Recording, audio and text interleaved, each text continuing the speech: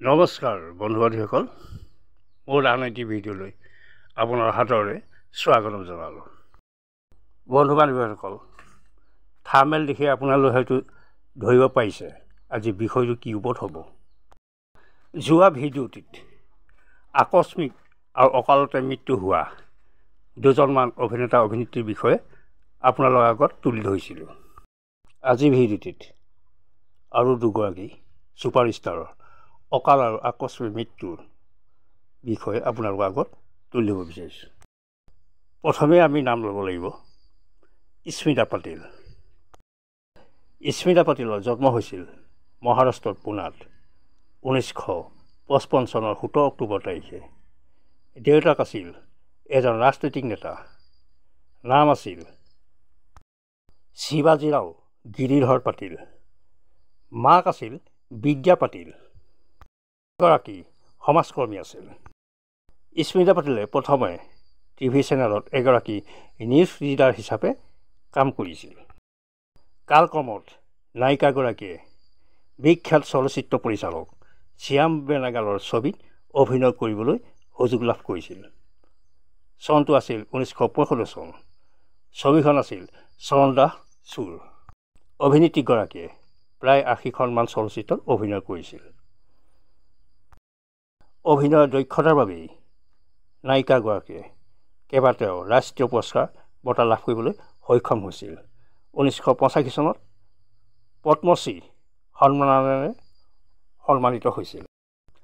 অভিনেত্ৰীগৰাকীৰ কেইখনমান উল্লেখযোগ্য ছবি হ'ল মন্থন, ভূমিকা,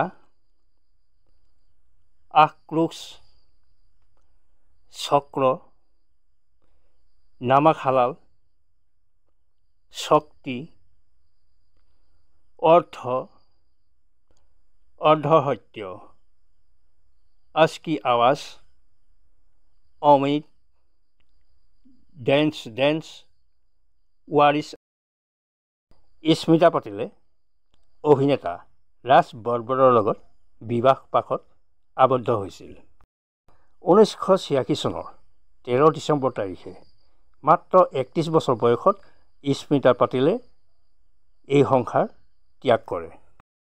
মৃত্যুৰ দুদিনমানৰ আগতে এটি পুত্ৰ সন্তান জন্ম দিয়ে। সন্তান জন্ম দিয়েই স্মিতা পাটিলৰ শাৰীৰিক অৱস্থা মূৰ্মূৰ্ষ হৈ পৰে আৰু অৱশেষত চিৰদিনৰ বাবে এই অভিনেত্ৰীগৰাকীয়ে দুচকু মুদে। ইমান কম সময়ৰ ভিতৰত ইহ সংসাৰ ত্যাগ কৰা এই অভিনেত্ৰীগৰাকীৰ মৃত্যুত চলচ্চিত্ৰ জগতৰ লগত জড়িত সকলো ৰাইজে শোকত ম্ৰিয়মাণ হয়। জন্ম, মৃত্যু, বিবাহ কোনেও ক'ব নোৱাৰে। বন্ধু-বান্ধৱীসকল, ইয়াৰ পিছত আন এগৰাকী অভিনেত্ৰীৰ বিষয়ে ক'ব বিচৰা হৈছে। 80 দশকৰ আৰম্ভণিতে দক্ষিণৰ এগৰাকী অভিনেত্ৰীয়ে হিন্দী চলচ্চিত্ৰত ভুমুকি মাৰে। ছবিখন হ'ল চলুৱা চাৱন। ছবিখন সিমান সফলতা লাভ কৰিবলৈ সক্ষম নহ'ল যদিও দৰ্শকৰ যথেষ্ট প্ৰশংসা বুটলিবলৈ সক্ষম হৈছিল। কিন্তু তাৰ পাছত মুক্তি লাভ কৰা কেইখনমান হিন্দী ছবি যেনে হিম্মতৱালা, তোহফা, মৱালী আদি ছবি জগতত তোলপাৰ সৃষ্টি কৰে। সেই অভিনেত্ৰীগৰাকীয়ে হ'ল দৰ্শকৰ নয়নৰ মণি, সুশীল আৰু কৰ্মঠ অভিনেত্ৰী শ্ৰীদেৱী। শ্ৰীদেৱীৰ জন্ম হৈছিল 1963 চনৰ 13 আগষ্ট তাৰিখে। শিশুৰ পৰাই শ্ৰীদেৱীয়ে তামিল, মালায়ালম, তেলেগু ছবিত অভিনয় কৰিছিল। ভাগ্যচক্ৰই অভিনেত্ৰীগৰাকীক হিন্দী ছবি জগতত পদাৰ্পণ কৰোৱায় আৰু ভালেমান ছুপাৰ ডুপাৰ হিট ছবিত অভিনয় কৰে।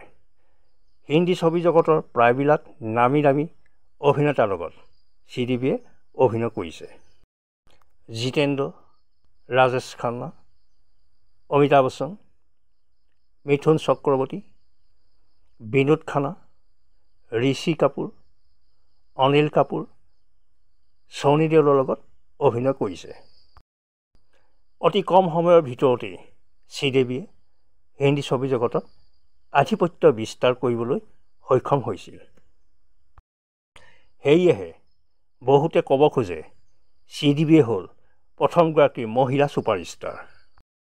শ্ৰীদেৱীৰ কেইখনমান উল্লেখযোগ্য ছবি হ'ল চলুৱা চাৱন, হিম্মতৱালা, মাৱালী, তোহফা, কৰ্মা, মিষ্টাৰ ইণ্ডিয়া, চালবাজ, নাগিনা, চান্দিনী, লম্হে, জুদাই, খুদা গৱাহ, আখৰি ৰাস্তা আদি বহুতো ছুপাৰহিট ছবি।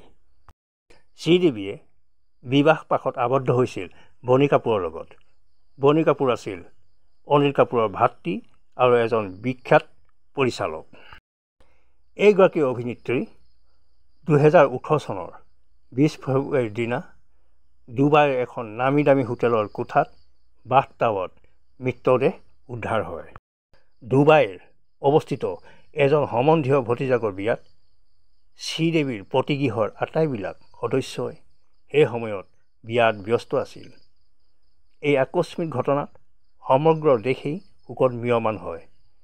মাত্ৰ 54 বছৰ বয়সতেই অকালতে মৃত্যুক আঁকোৱালি ল'লে।